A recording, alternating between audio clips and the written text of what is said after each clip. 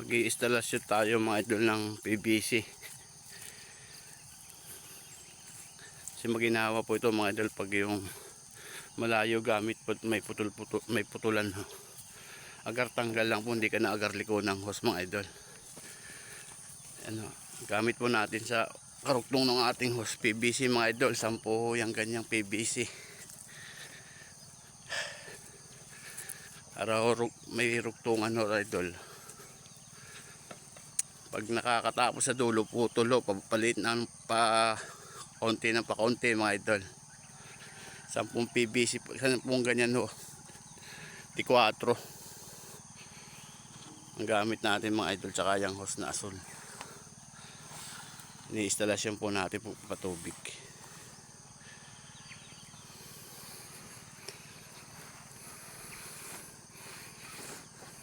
Yusuto natin sa ilalim ng sitaw mga idol.